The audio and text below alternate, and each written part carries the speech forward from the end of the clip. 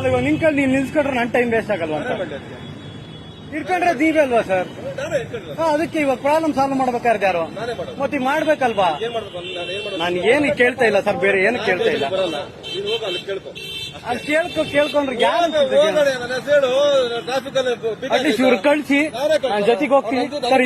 ಇದು ನಂದಲ್ಲ ಕೇಸು. ನನ್ನ ಜೊತೆ ಅವರವರು ನೀನು ಹೋಗು ಸ್ಟೇಷನ್ಗೆ, ಅಲ್ಲಿ ನೋಡು, ಸ್ಕ್ರೀನ್ ನೋಡು, ಬಂದು ಕಟ್ಟು, ಇಲ್ಲ ಅಂದ್ರೆ ನನ್ನ ಮೇಲೆ ಚಾಲೆಂಜ್ ಮಾಡು, ಹೋಗು. ಇವಾಗ ನಂದು PDF ಪ್ರಕಾರ ಏನೈತೆ ಅದನ್ನ ಹಾಕಿದ್ದೀನಿ ನೋಟಿಸ್, ಬೇರೆ ಏನು ಹಾಕಿಲ್ಲ ನಿಮಗೆ. ಅರ್ಥ ಆಯ್ತಾ ನಾವು ಹಣೆಯ ಅಷ್ಟೇ ಸರ್. ನಾನು ಹೇಳ್ತಾ ಇರೋದೇನು, ನನಗೆ ಪ್ರೂಫ್ ಕೊಡಿ, ನಾನು ಕಟ್ಟು. ಪ್ರೆಸೆಂಟ್ ಏನಿದೆಯಾ ಪ್ರೆಸೆಂಟ್ ಬೇಕಾದ್ರೆ ನಾನು ಬರೋದಿಲ್ಲ, ನೀನು ಹೋಗಲಿ. ನನ್ನ ಹೆಸರು ಪ್ರೆಸೆಂಟ್ ಕೇಸ್ ಬೇಕಾದ್ರೆ ಕಟ್ಟು ಹೋಗ್ತೀನಿ. ಇವಾಗ ಕಟ್ಟಿಲ್ಲ, ನನಗೇನು ಲಾಸ್ ಇಲ್ಲ. ಗಾಡಿ ಸೀಸ್ ಮಾಡಿ ನೋಟಿಸ್ ಕೊಡ್ತೀನಿ. ನೋಟಿಸ್ ತಗೊಳ್ಳಲ್ಲ, ನನಗೇನು ಅನುಮಾನ ಇಲ್ಲ. ನೀನು ನೋಟಿಸ್ ತಗೊಳ್ಳಲ್ಲ ಅಂತಿದ್ರೆ ಬೇಡ, ತಗೊಳ್ಳಿಲ್ಲ, ಹಾಗೆ ರೆಫ್ಯೂಸ್ ನೋಟಿಸ್ ಅಂತ ಬರೀತೀನಿ ನಾನು. ಗೊತ್ತಾಯ್ತು. ಇವಾಗೇನ್ ಗಾಡಿ ಬಿಡ್ತೀರಾ ಅಥವಾ ಫೈನ್ ಕಟ್ಟೋದೇ ಗಾಡಿ ಬಿಡೋದು? ನಾನು ಇದೊಂದು ತೋರಿಸಿ, ನಾನು ಕಟ್ತೀನಿ. ಸ್ಟೇಷನ್ಗೆ ಅದು ಹೇಳಿದ್ದು ಕೇಳಬೇಡ. ಸರಿ ಬನ್ನಿ ಹೋಗೋಣ. ಮತ್ತೆ ನಾನು ಹೆಂಗ್ ಹೋಗಿ ಕೇಳಿ, ಯಾರು ಅಂತ ಕೇಳಿ. ಹೋಗು, ಬಸ್ಸಾಗ ಹೋಗು, ತರಿಸ್ರಿ ಈಗ ಹೋಗಿ. ನಾನೇ ತರಿಸಿ. ಮತ್ತೀಗ ಇವು ಪ್ರಾಬ್ಲಮ್ ಸಾಲ್ವ್ ಹೋಗ್ಬೇಕಲ್ಲ. ನಾನು ಹೋಗಿ ಸ್ಟೇಷನ್ಗೆ, ನೀನು ಹೇಳಿದ ಕೇಳೋದು ಬೇಡ. ಒಂದ್ಸಲ ಆನ್ಸರ್ ಮಾಡಿದ್ದೀನಿ.